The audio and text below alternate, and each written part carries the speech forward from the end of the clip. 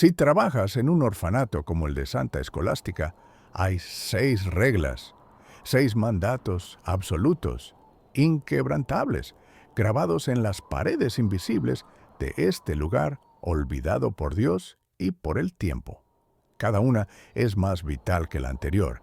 Cada susurro de Doña Epifanía al presentarlas es una sentencia, porque si se rompe una sola, si se ignora la más mínima advertencia, no es solo un descuido, es una brecha, una puerta que se abre de par en par. Y algo escapará de donde nunca, bajo ninguna circunstancia, debería haber sido confinado. Algo que ha esperado décadas, siglos, paciente, hambriento, como un depredador ancestral, por una oportunidad para reclamar lo que considera suyo, el espacio, la identidad, el lugar que tú ocupas en este mundo. Mi nombre es Abundio. Llevo 14 años aquí, mi alma cada vez más arraigada a la humedad y el silencio de estos muros. Y yo lo sé con cada fibra de mi ser, con cada escalofrío que me recorre la espalda, con cada sombra que parece moverse en la periferia de mi visión.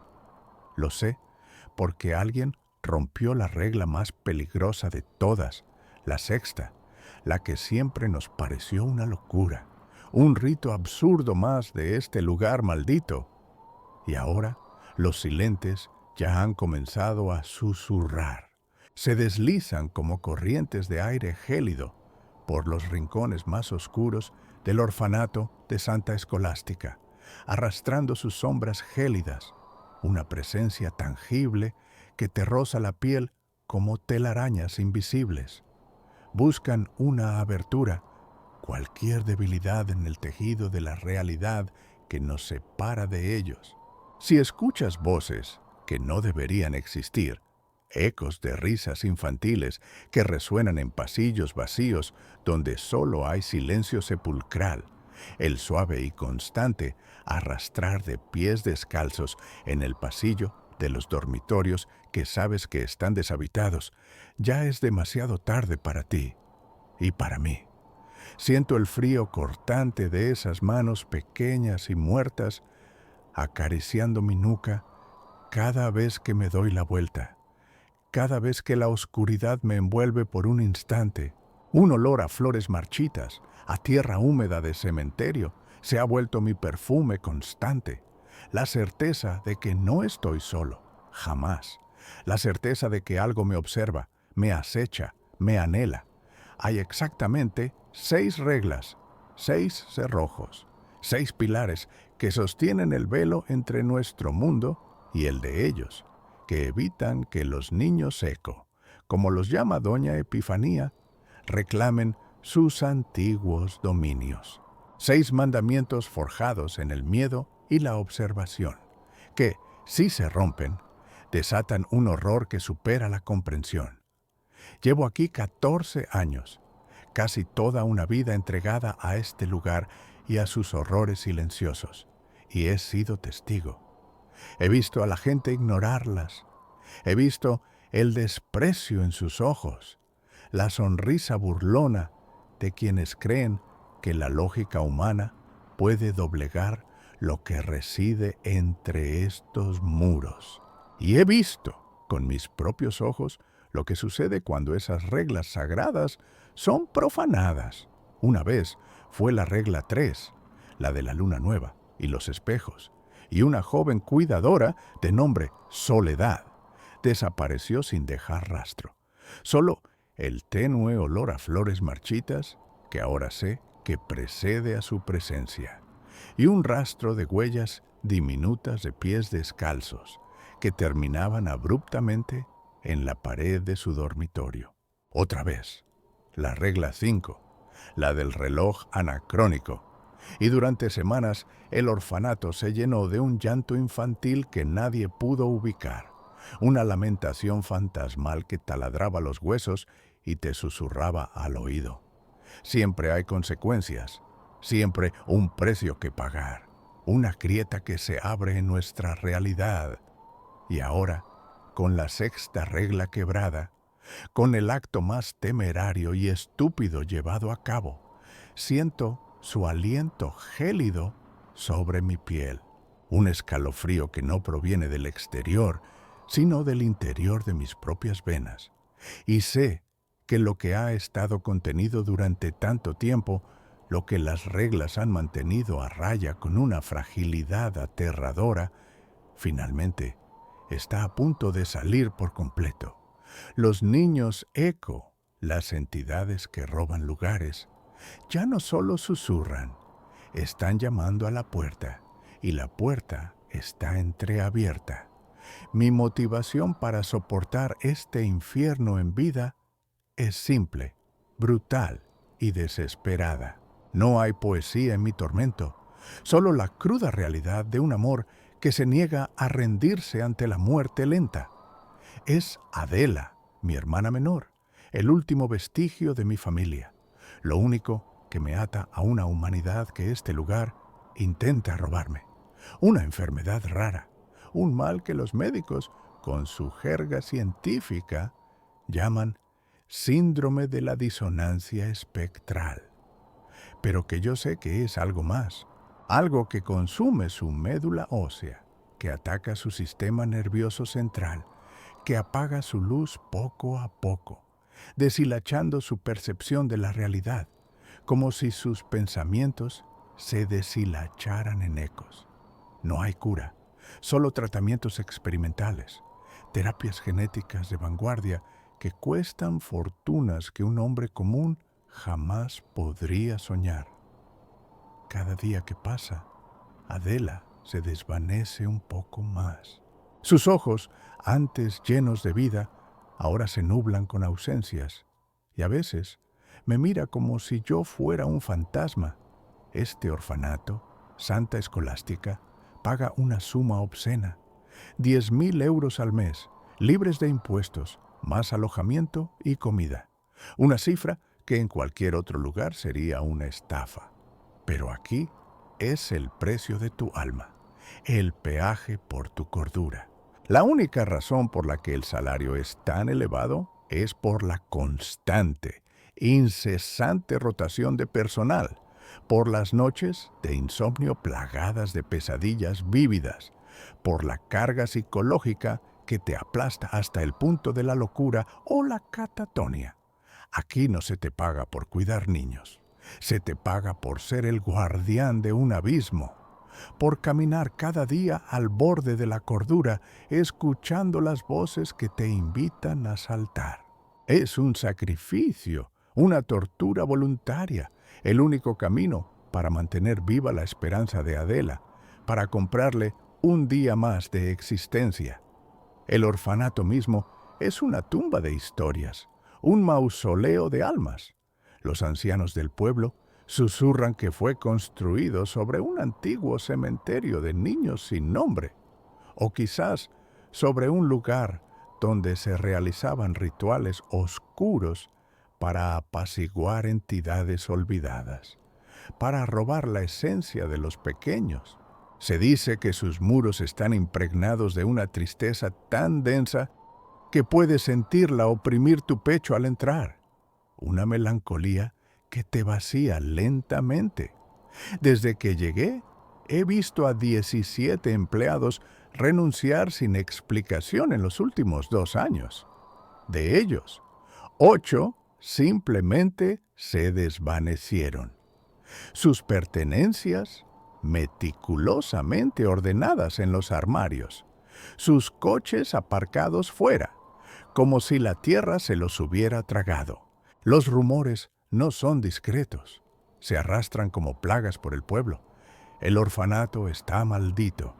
Los niños nunca lloran, pero sus fantasmas sí.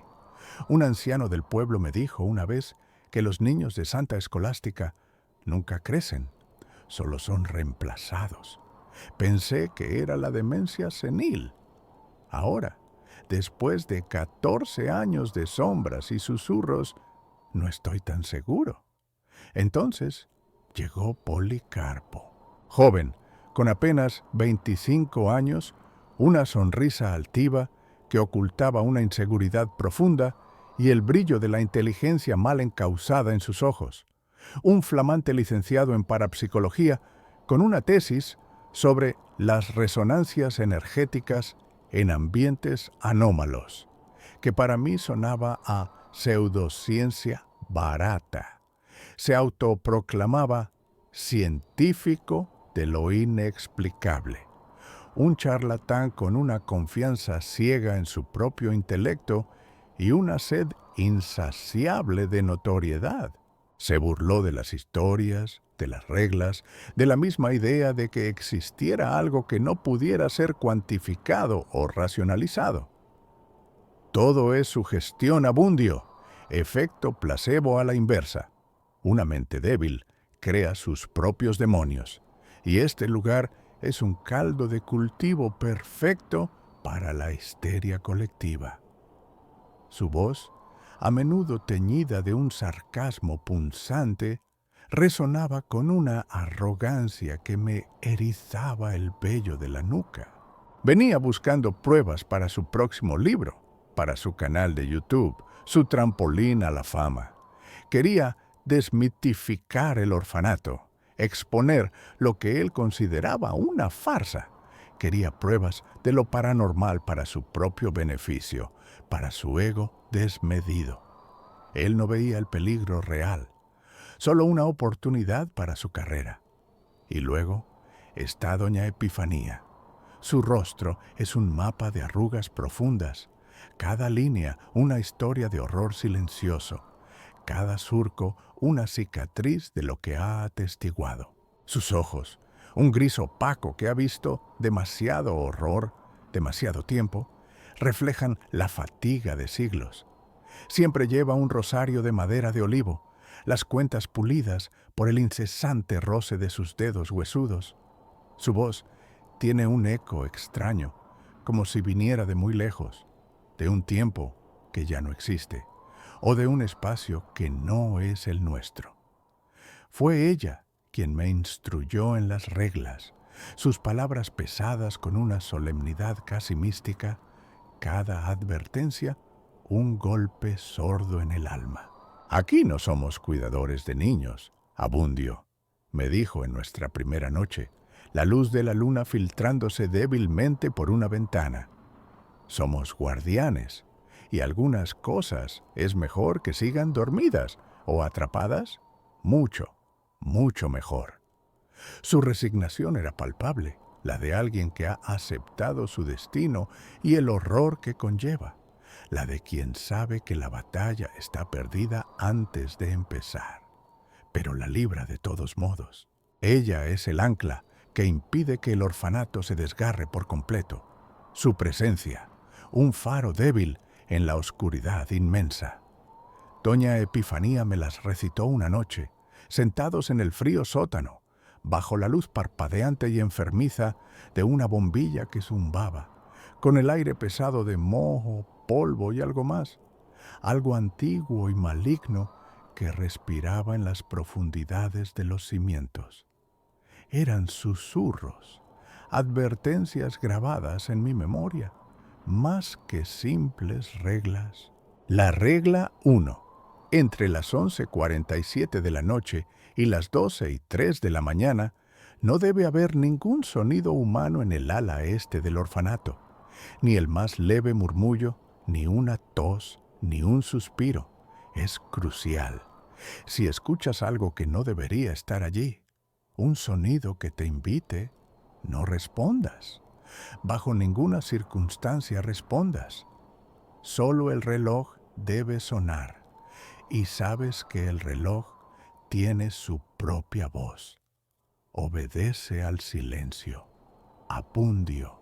El primer guardián que desobedeció, Evaristo, un hombre rudo y pragmático, fue encontrado a la mañana siguiente con la garganta seca, incapaz de emitir un sonido. Su boca se abría y cerraba en un grito silencioso. Doña Epifanía explicó con su voz cansada: es la hora en que los niños eco buscan nuevas voces para imitar, para robar. Ofrecerles la tuya Es invitarlos a tomar tu lugar en el habla, tu capacidad de expresión. Te vacían. La regla 2.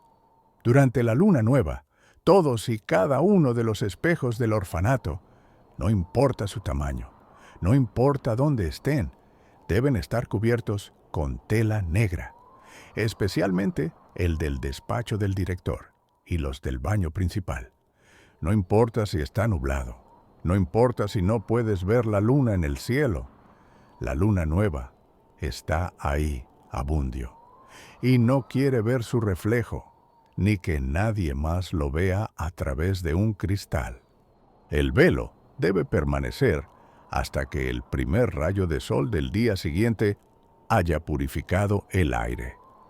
La primera vez que Abundio escuchó esto, una noche, la luna nueva se ocultó tras nubes espesas. Un joven cuidador, macedonio, dejó un espejo sin cubrir en el baño de su dormitorio, argumentando que la oscuridad ya lo cubría.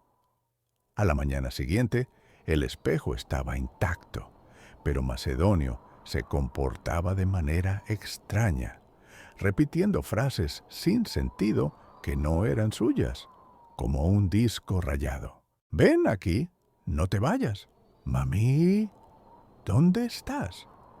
Doña Epifanía sentenció: «Los niños eco usan los espejos como portales, como ventanas. Una mirada puede llevarte a donde ellos están o traerlos a donde tú estás. Una vez que ven tu reflejo, pueden comenzar a tejer su identidad sobre la tuya». La regla 3. Si uno de los niños que sí tienen pulso, Abundio, los que comen y respiran como tú, te presenta a un amigo imaginario y te pide que le hables, bajo ninguna circunstancia debes hacerlo. Ni una palabra. Tampoco debes mirar al punto exacto donde el niño dice que está ese amigo, ni siquiera de reojo. Y sobre todo, Abundio, lo más importante, no preguntes su nombre. Repito, no preguntes su nombre. Si lo haces, no hay vuelta atrás. Un escalofrío me recorrió la espalda. Los niños del orfanato a veces hablaban con el aire, con muñecos que no estaban allí, susurrándoles secretos invisibles. «Si preguntas su nombre», dijo doña Epifanía, su voz casi un lamento, «les das realidad, les otorgas una existencia tangible en nuestro plano. Es una puerta de entrada, una invitación formal, y una vez que tienen un nombre y un reconocimiento, ya no son imaginarios, son reales. Y pueden reclamar a quien los invocó». La regla 4. El viejo reloj de pie en el vestíbulo principal, ese que a veces suena a horas imposibles, que marca el mediodía a las 3 de la mañana, y otras veces emite un tic-tac invertido que parece retroceder en el tiempo. Nunca debe ser ajustado, limpiado, ni siquiera tocado con la intención de arreglarlo, bajo ninguna circunstancia. Dejad que siga su ritmo anómalo, su propia sinfonía de lo ilógico. Su desorden es su orden. No es un reloj, Abundio, es un ancla, un contrapeso temporal. Es el corazón de este lugar, y si su pulso se altera, todo se desata. Había intentado arreglarlo una vez, por puro reflejo, por la necesidad innata de imponer orden. Sentí una punzada de frío antinatural recorrer mi brazo, como si miles de agujas heladas me perforaran la piel. «Ese reloj», continuó doña Epifanía, con una solemnidad que rayaba en lo terrorífico, «marca el tiempo de ellos, no el nuestro. Es la llave que mantiene sus ecos en su propia línea temporal. Si lo ajustas a nuestro tiempo, desatará su cronología sobre la nuestra, y el pasado, el presente y el futuro colisionarán en un caos inimaginable». La regla 5.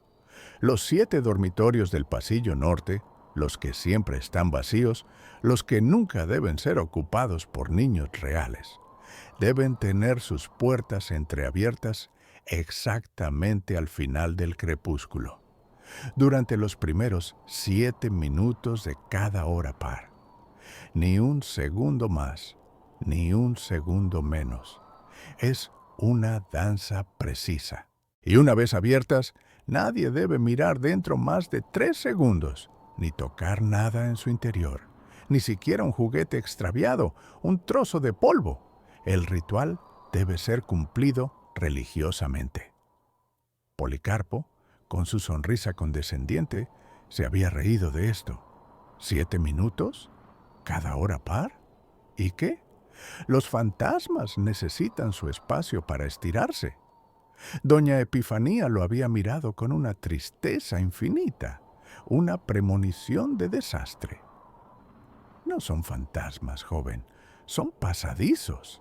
Son los puntos de contacto con los ecos. Y esos pasadizos necesitan respirar, pero no por completo. Necesitan estar abiertos para que ellos sepan que no los olvidamos, pero no para que veas lo que hay dentro, porque lo que hay dentro no es de este mundo. La regla 6. En el dormitorio de los niños más pequeños siempre hay 4 camas ocupadas por infantes reales, durmientes y vivos. Pero hay una 5ª cama, la del rincón más oscuro, la que parece engullir la luz, que siempre debe permanecer vacía, impoluta. No debe ser utilizada para dormir, ni para guardar objetos, ni siquiera debe ser tocada. Si por alguna razón, Abundio, ves a un niño o una figura sentada o acostada en esa cama, no debes hacer contacto visual, no debes hablarle, no debes reconocer su presencia. Y lo más importante, no debes intentar quitarlo. No debes tocar a quien la ocupa. Solo debes cerrar la puerta silenciosamente, sin hacer ruido, sin alertar, y esperar al amanecer, rezando. Si la tocas, si la ocupas con tu presencia o la de un tercero, si intentas mover a quien la ocupa, ese lugar, ese espacio vital de la cama, se volverá suyo. Y no solo el espacio físico, también robará tu propio lugar en este mundo, tu identidad. Serás reemplazado. Esta regla me heló la sangre. Un niño en una cama vacía y no moverlo. Parecía una locura, una crueldad inhumana. Policarpo se mofaba. Es la regla del no hacer nada, la más estúpida y cobarde de todas. Doña Epifanía solo suspiró, sus ojos fijos en la oscuridad más allá de la bombilla. Esa cama no es para dormir, es un marcador, y si ese marcador se mueve, el mapa entero de la existencia cambia, y lo que allí reside despertará. La primera violación significativa ocurrió apenas una semana después de que Policarpo se uniera al personal. Era una noche ventosa, de luna nueva, precisamente cuando todos los espejos debían estar meticulosamente velados. Policarpo, con su arrogancia intacta y su fe ciega en la ciencia, había decidido que las supersticiones eran una pérdida de tiempo y un desperdicio de tela negra. Había dejado el gran espejo del vestíbulo al descubierto, un desafío mudo a lo inexplicable, argumentando con un aire de superioridad que la oscuridad de la noche bastaba para cubrir cualquier reflejo ilusorio y la psicología del miedo hacía el resto. No había pasado ni una hora cuando el orfanato entero gimió. Un escalofrío antinatural, una bocanada de aire helado que no provenía de ninguna ventana, recorrió los pasillos, haciendo que la temperatura descendiera abruptamente, dejando un vaho helado en el aire que convertía cada exhalación en una nube de niebla. Las bombillas parpadearon con furia, los cables zumbaban como enjambres de abejas enloquecidas, y luego el silencio se hizo profundo, pesado, casi asfixiante, roto solo por un débil arrastrar de pies descalzos que parecía venir de todas partes y de ninguna, acercándose Y ese olor, el inconfundible y dulzón hedor a flores muertas, a lilas secas, en una tumba recién abierta, impregnó cada rincón del edificio. Corrí al vestíbulo, el corazón latiéndome en las sienes como un tambor de guerra. Policarpo estaba allí, pálido, su arrogancia desdibujada por el pánico, sus ojos fijos en el espejo. Su reflejo no era el suyo. Era una figura borrosa, distorsionada, como una imagen fantasma superpuesta. Movía la boca en un grito sin sonido, sus ojos hundidos y vacíos, pero no emitía ruido. Era un eco, una reverberación de Policarpo, pero no él. No se atrevía a tocar el espejo, pero tampoco podía apartar la mirada. Estaba hipnotizado, atrapado por su propio horror reflejado. Sus manos temblaban incontrolablemente. Sus rodillas amenazaban con ceder. Abundio, el olor y el frío. No es posible, no es mi reflejo. Apenas pudo musitar, su voz estrangulada por el miedo. Apliqué la regla 2 sin dudar. Agarré una sábana negra de la lavandería más cercana, sintiendo la urgencia, el pavor de lo que podría suceder si demoraba un segundo más. Con el pulso a 1000, cubrí el espejo por completo, sintiendo una resistencia invisible, como si el velo estuviera luchando por no caer. En el instante preciso en que la tela cayó sobre el cristal, el olor a flores muertas se disipó tan abruptamente como había llegado. La temperatura subió a la normalidad y las luces volvieron a su constante parpadeo como si nada hubiera pasado. Policarpo se desplomó contra la pared, respirando con dificultad. Su cuerpo temblaba visiblemente. Eso no era yo, dijo, su voz un hilo apenas audible. Le ofrecí un café fuerte, un simulacro de normalidad. Él lo rechazó, balbuceando. Solo fue un truco de la luz, el frío era por la ventana abierta, la sugestión de este lugar. Se estaba convenciendo a sí mismo, su mente racional luchando por imponerse sobre el horror tangible. Pero vi el temblor incontrolable en sus manos, la sombra de duda y terror en sus ojos. Había visto algo, y lo que vio había arañado su coraza de escepticismo. Las siguientes semanas fueron un tormento lento y progresivo. Policarpo, aunque visiblemente asustado y con el brillo de su arrogancia opacado, seguía buscando explicaciones racionales a cada incidente. Su escepticismo era una armadura que se negaba a quitarse, pero las grietas, ahora, eran profundas y visibles. La tercera semana, durante un turno nocturno particularmente silencioso, Policarpo decidió probar la regla 1, la del silencio absoluto en el ala este. Convencido de que era una táctica para el control de la conducta del personal a través del miedo psicológico, tarareó una canción en voz baja, luego la cantó y finalmente se rió estruendosamente en el ala este justo antes de la medianoche, desafiando a lo invisible. El resultado fue inmediato y aterrador. Las risas infantiles que habíamos escuchado antes, débiles y distantes, ahora eran susurros claros, envolventes, que vibraban en el aire como un coro macabro. Policarpo juró escuchar su propio nombre, dicho por voces de niños, repitiéndolo una y otra vez desde las paredes, desde el techo, desde debajo de su cama, susurradas directamente en su oído. Policarpo, Policarpo, ven a jugar. Policarpo, eres uno de nosotros. Estaba enloqueciendo, su mente racional desmoronándose ante la imposibilidad.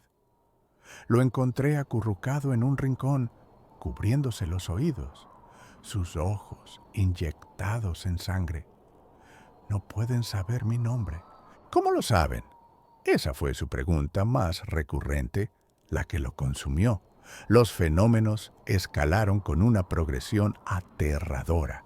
El reloj de pie del vestíbulo, el ancla de doña Epifanía, comenzó a sonar al revés, sus manecillas girando frenéticamente en contra de la dirección del tiempo antes de detenerse en horas que no existían, o en puntos intermedios que desafiaban la lógica. Y de sus entrañas, en lugar del tic-tac metálico, salían esos susurros infantiles que se mezclaban con las risas y los lamentos. El olor a flores muertas se volvió constante, tan penetrante que se adhería a la ropa, a la piel, especialmente en el ala oeste, donde Policarpo pasaba más tiempo, como si fuera una marca. Las sombras se estiraban y se movían con una inteligencia propia, ocultando objetos, distorsionando formas familiares en monstruos fugaces que desaparecían al parpadear. Una noche encontré a Policarpo en el vestíbulo, con los ojos vidriosos, acariciando la base del reloj antiguo. Me dijo, el reloj me dijo, que no debía tener miedo, que solo quieren jugar, que quieren un amigo nuevo, que Lázaro quiere jugar, balbuceó, sus dedos fríos sobre el metal ancestral. En ese momento, sentí las manos frías y pequeñas que se me aferraban a los tobillos, invisibles, arrastrándome con una fuerza insidiosa hacia el sótano. Mi lucha interna era constante, un campo de batalla en mi propia mente. La culpa me carcomía. ¿Debería haber denunciado a Policarpo? ¿Debería haberlo confrontado con más fuerza? ¿Haberlo atado a su cama para evitar sus tonterías? Cada día que Adela seguía enfermando, cada vez que el hospital me recordaba los costos insondables de su tratamiento, me obligaba a quedarme, a tragarme el miedo y la rabia. Pero el miedo era un veneno lento, infiltrándose en cada fibra de mi ser, despojándome de mi propia cordura. El orfanato se estaba volviendo un lugar más oscuro, más vivo, más sediento. Noté que los niños reales, los pocos que aún quedaban y eran atendidos, comenzaron a hablar de sus amigos imaginarios, con más frecuencia, sus ojos vacíos, sus voces como grabaciones distantes de otras. Mi amigo Ricardo dice que Abundio está cansado y que pronto necesitará un descanso, me dijo una niña de 6 años, sus ojos azules fijos en un punto detrás de mí, en la sombra que me seguía. Mi amiga Sofía dice que Policarpo no entiende las reglas y que está a punto de perder su lugar. Sabía que eran los niños eco, buscando una entrada más directa, sus garras fantasmales arañando el velo de la realidad, utilizando a los niños vivos como sus mensajeros. Una mañana encontré el dormitorio del norte, las celdas vacías, con todas las puertas cerradas a cal y canto, atrancadas desde dentro con una fuerza inexplicable. Policarpo, en un arrebato de su ciencia, había decidido que abrirlas era un punto de fuga energético que debía ser sellado para contener la anomalía. Hay que sellar las fugas, Abundio, me dijo con una locura en los ojos, una convicción demencial. Así es como se controlan. ¡Bloqueándolas! Sabía que la regla 5, la de las celdas vacías, se había roto de la manera más temeraria, y sabía que lo peor estaba por venir, que Policarpo había desatado una fuerza que ni él ni su ciencia podían comprender. Los susurros se volvieron lamentos, luego gemidos, y finalmente gritos amortiguados que venían de las paredes, como si las almas de los niños estuvieran atrapadas dentro del yeso. Los pasos que caminaban hacia atrás ahora eran pasos apresurados que se alejaban de ti tan pronto como te girabas, como si algo estuviera huyendo de tu mirada, pero siempre te alcanzaba por la espalda. Mi sueño se había vuelto un tormento de imágenes fragmentadas. Adela, pálida y translúcida, sentada en una quinta cama vacía, hablándole a un amigo invisible, su voz un eco distante. La desesperación se mezclaba con el terror puro, un cóctel tóxico que me mantenía despierto, vigilante, al borde del colapso. La noche en que Policarpo rompió la sexta regla fue una noche de tormenta apocalíptica. La lluvia golpeaba las ventanas con la furia de 1000 dedos esqueléticos.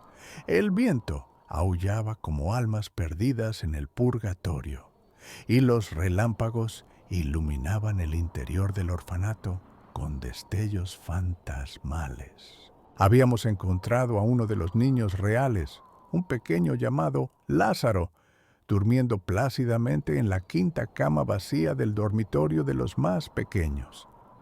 Lázaro, pálido y tembloroso incluso en su sueño, murmuraba sobre un amigo que lo había invitado a dormir allí, un amigo que le había prometido no dejarlo solo. La regla era clara, y doña Epifanía la había grabado a fuego en mi mente. No tocar, no hablar, no intentar quitarlo, solo cerrar la puerta silenciosamente y esperar al amanecer, rezando para que la noche no lo reclamara.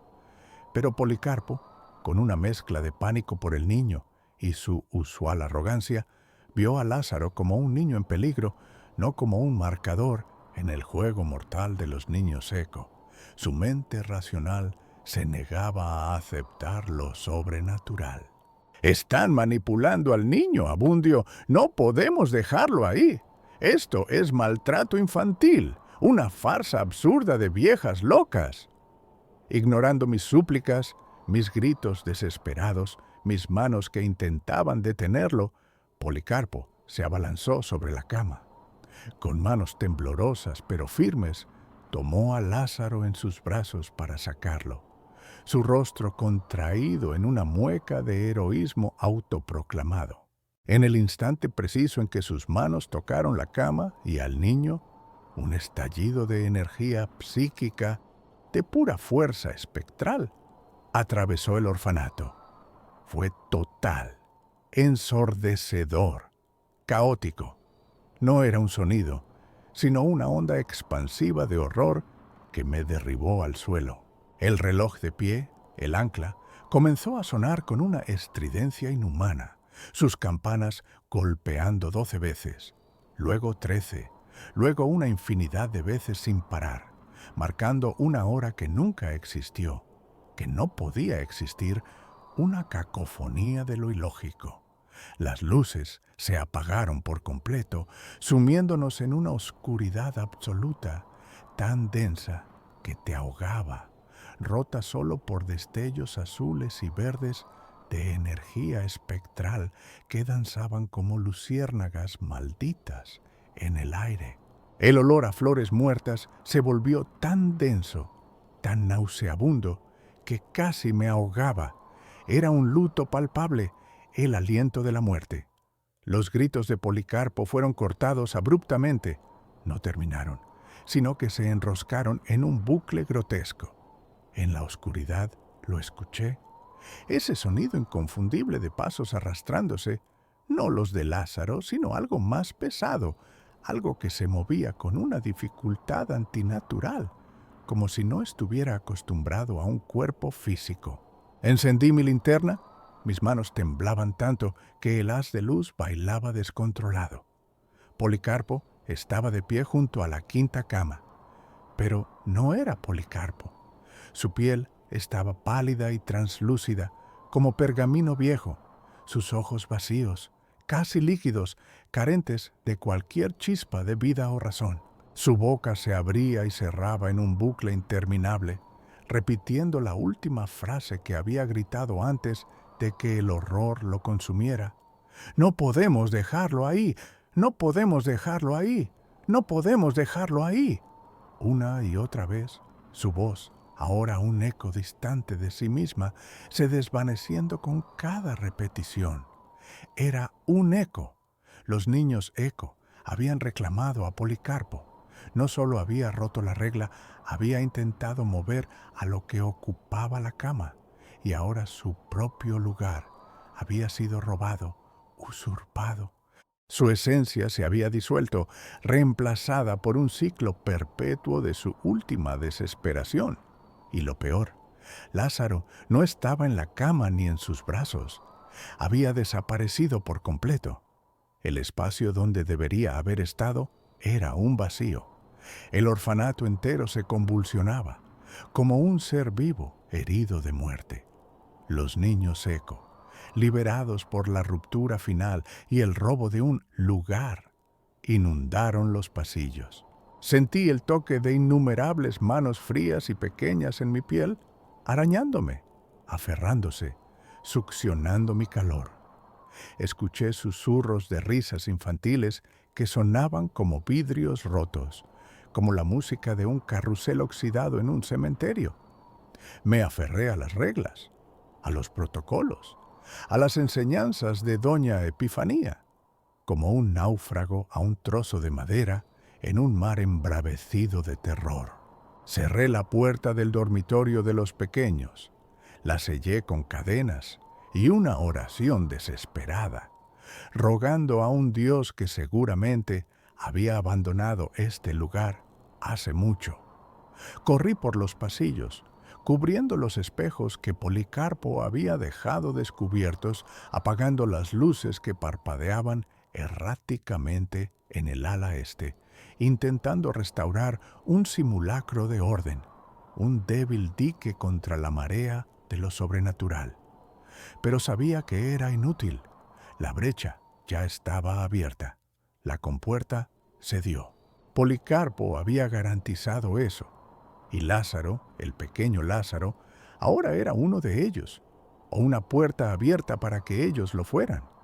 Doña Epifanía apareció de entre las sombras danzantes del vestíbulo, su rostro más pálido de lo habitual, casi transparente a la luz errática de mi linterna. Sus ojos profundos, ahora más que nunca, parecían dos pozos llenos de una tristeza ancestral y una resignación eterna. Llevaba el rosario apretado contra su pecho con una fuerza que blanqueaba sus nudillos. El reloj de pie, ahora, no sonaba con sus campanas, sino que emitía un lamento continuo, un quejido mecánico que parecía salir de una garganta. «Has tardado, Abundio», dijo, su voz con ese eco lejano, pero ahora más presente, más vívido, como si la distancia se hubiera acortado. Sabía que esto pasaría. Siempre pasa. Es el ciclo. Se sentó pesadamente en un viejo sillón deshilachado, como si el peso de siglos cayera sobre ella, aplastándola. Este orfanato no fue construido para los vivos, hijo.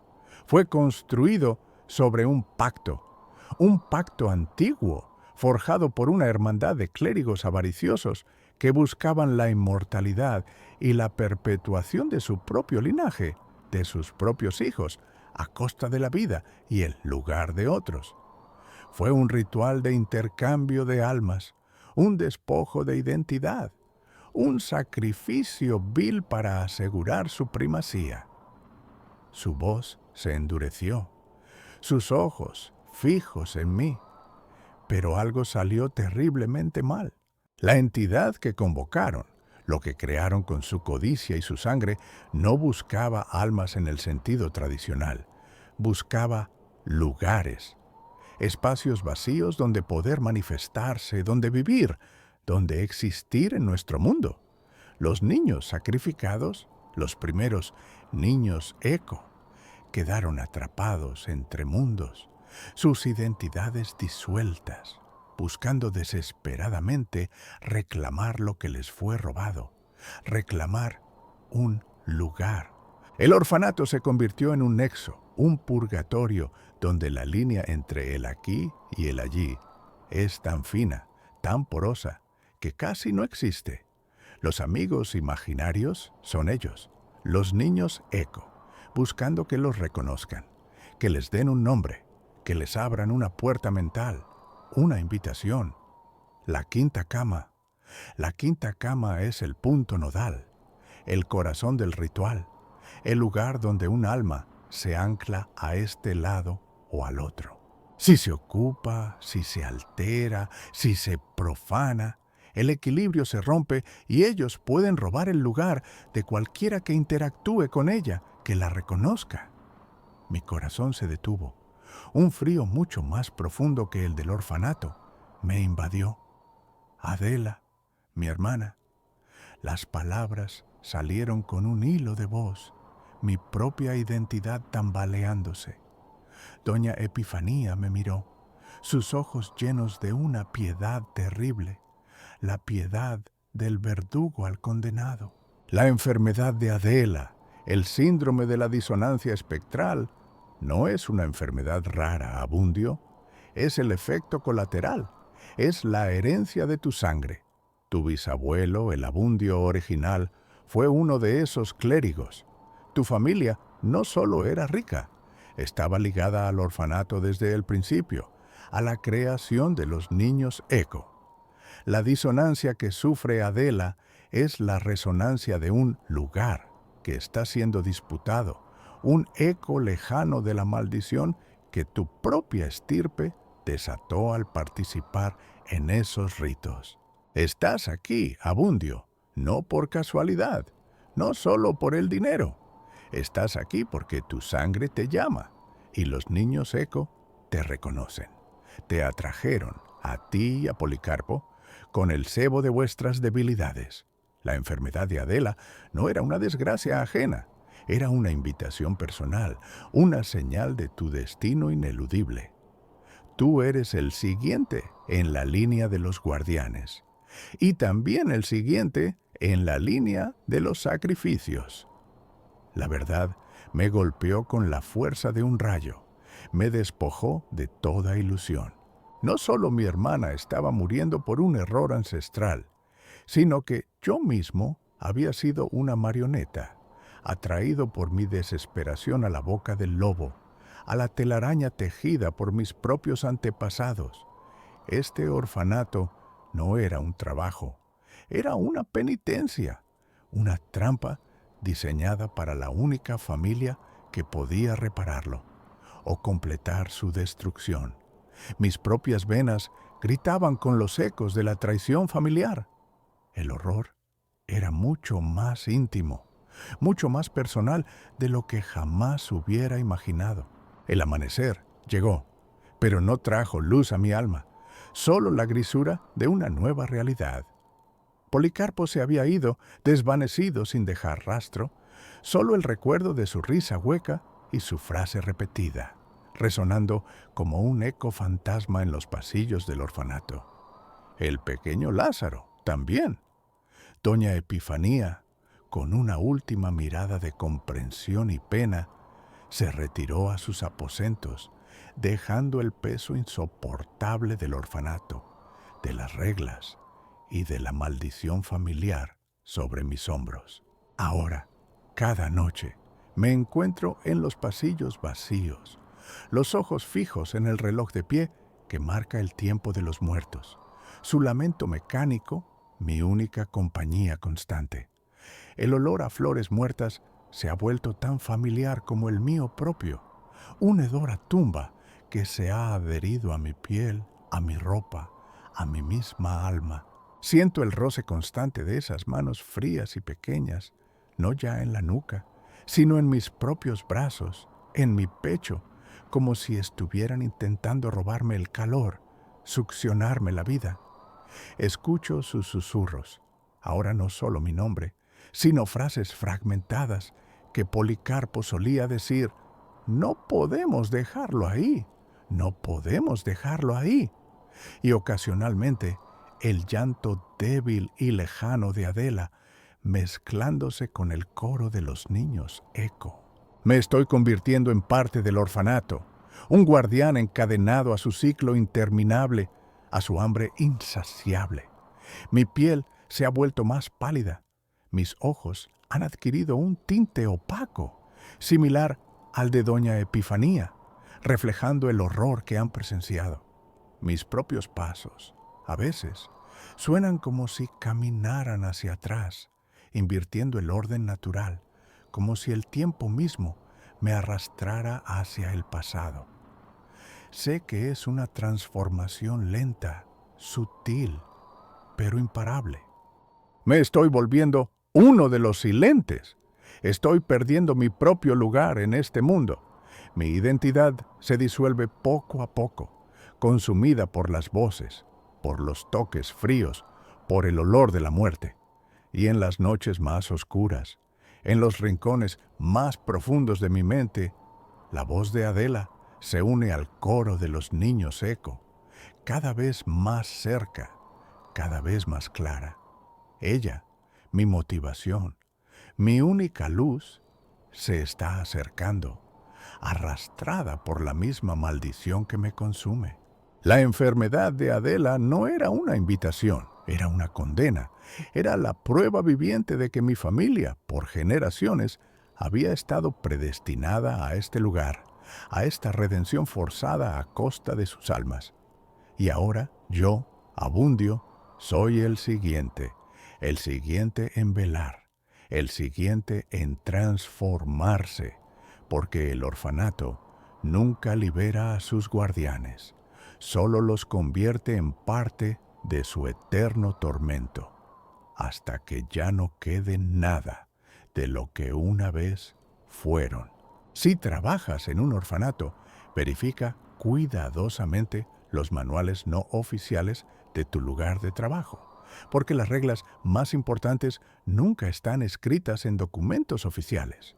A menudo se transmiten en susurros o se aprenden con el aliento helado del miedo. Pero los orfanatos no son los únicos lugares con reglas extrañas que mantienen a raya algo terrible. No te fíes de los animales que hablan, de las sombras que se arrastran, ni de los pactos no pedidos. Si un animal te ofrece un pacto, no aceptes. Su lealtad no es tuya. Suscríbete al canal y síguenos para más historias aterradoras sobre reglas extrañas que pueden salvarte la vida o costarte todo lo que amas.